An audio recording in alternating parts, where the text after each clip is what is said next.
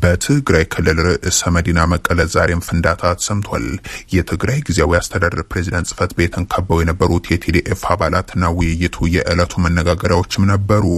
እነዚህ ታጥቀው ወደ መቀለ የገቡ ኃይሎችም የቴሌቪዥን ስርጭቱ ለተወሰኑ ሰዓታት እንዲቋረጥ ጭምር ምክንያት ስለመሆናቸው ተመላክቷል። ከሳምንታት በፊት በትግራይ ክልል ጥቂት የማይባሉ የቲዲኤፍ አባላት የደመወዝና የጥቅማ ጥቅም ጥያቄዎችን ይዘው በትግራይ ክልል የተለያዩ ስፍራዎች የትራንስፖርት እንቅስቃሴዎችን ያስተጓጉሉ ተቃውሞችን ማድረጋቸው ይታወሳል። እነዚህ ጥያቄዎችን መመሪያና ደንብ ተላልፎ ለተፈጠረው ህዝባዊ መጉላላት ይቅርታ ተጠይቆ መጠናቀቃቸው የሚዘነጋ አይሆንም።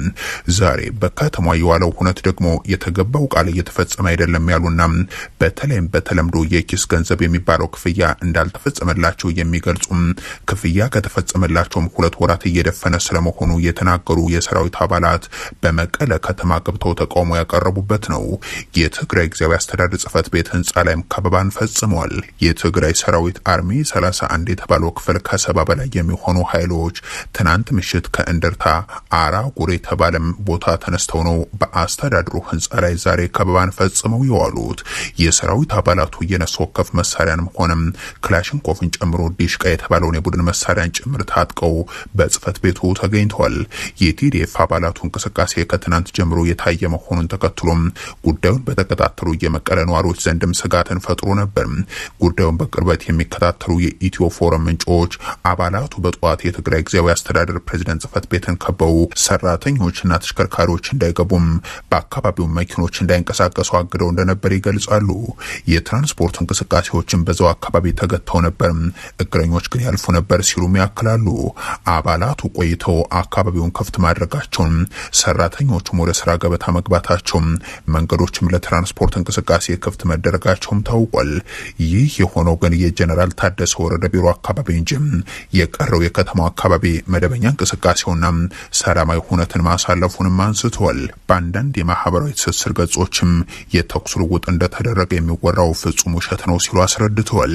በኋላም እነዚህ 71 ይሆናል የተባሉት አባላት የጊዜያዊ አስተዳደሩ ምክትል ፕሬዝዳንት አቶ አማኑኤል አሰፋም እንደዚሁም የሰላምና ጸጥታ ቢሮ ኃላፊው ጀነራል ፍጹም አማንጆስ ማነጋገራቸው ታውቋል።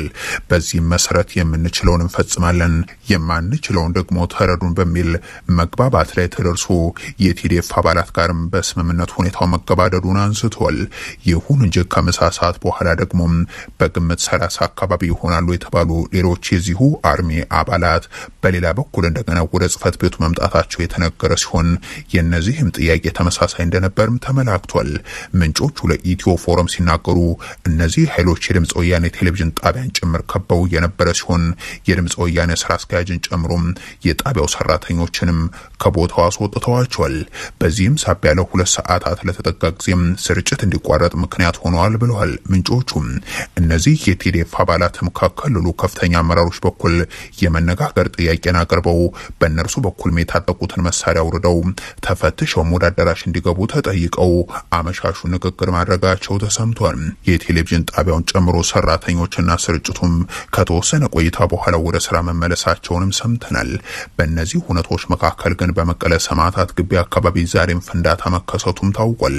ይህ ፍንዳታ በሰውና በንብረት ላይ ያደረሰው ጉዳት የሌለ ሲሆን ተጨማሪ ማጣራትን በክልሉ ሰዎች በኩል እየተደረገ ስለመሆኑ የኢትዮ ፎረም ምንጮች ገልጿል። በቅርቡ በከተማ የጀነራል ፍጹም አማንጆስ መኖሪያ አካባቢም በተመሳሳይ ጉዳትን ያላስከተለ ፍንዳታ ደርሶ እንደነበር የሚዘነጋ አይሆንም። ዛሬ ደግሞ ሐውልቲ ግቢ ከቀኑ 9 ሰዓት አካባቢ መጠነኛ የተባለ ፍንዳታ ማጋጠሙን ምንጮቹ አክሏል። የትግራይ ጊዜያዊ አስተዳደር ባለፉት ተከታታይ ቀናት ካወጣቸው መግለጫዎች ውስጥ አንደኛ የፌደራል መንግስት ክልሉን የሁከትና ብጥብጥ ማዕከል ለማድረግ እየሰራ ነው የሚለው ይገኝበታል።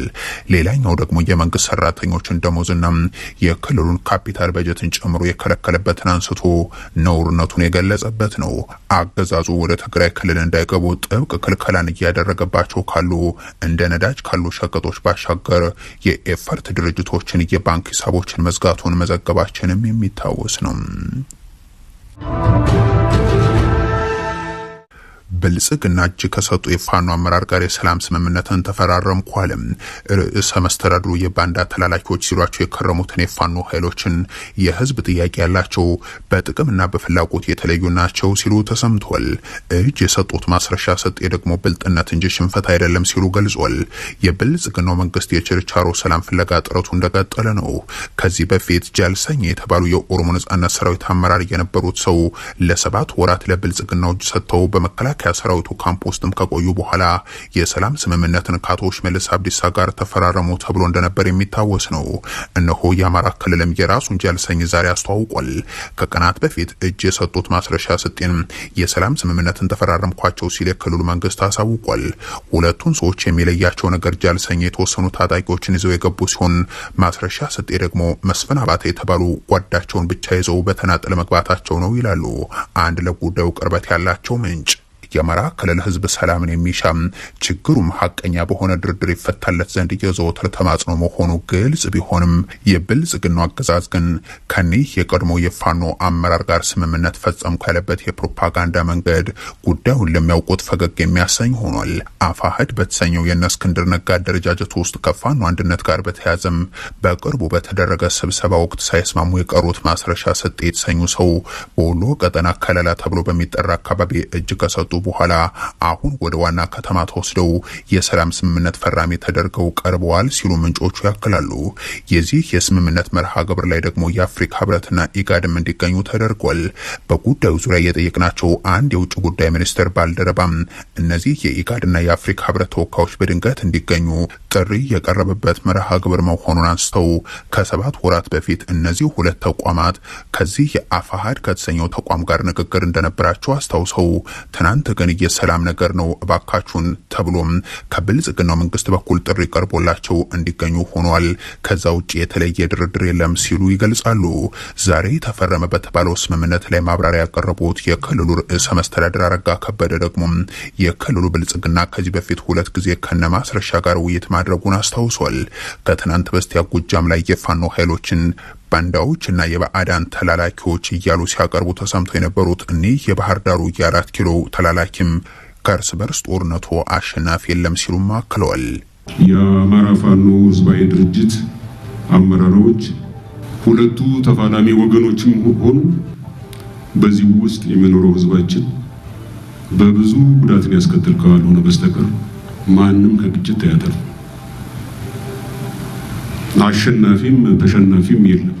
የዛሬ እዚህ የደረስንበትን ጊዜ በሶስት ከፍለን ልንመለከተው እንችላለን። ከዛሬ በፊት ሰፊ ውይይት አድርገናል። ምናልባትም በጣም የተካረረ ክርክርም አድርገናል። ነገር ግን ተከራክረን ደግሞ ዛሬ የፈረምነው ስምምነት ላይ ደርሰናል። ዛሬ ያካሄድነው አጭሩን ጊዜ ነው። 2 ረጅም ጊዜዎች አሉ። አንደኛ ከዚህ በፊት ያደረግነው ውይይት ነው።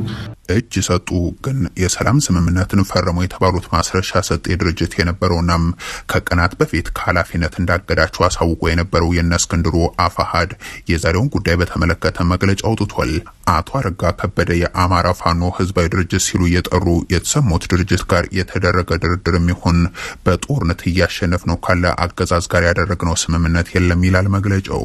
ባሳረፍንበት ጥቃት ለመውደቅ እየተንገዳገደ ያለው የብልጽግናው አገዛዝ ነው የሚለው የእነ እስክንድር ነጋው መግለጫም ኦህዴድ ብልጽግና ከፋኖ አፋሕድ ጋር ስምምነት ደረሱ ያለበት መግለጫም ፍጹም ሐሰት ነው ሲል አንስቷል።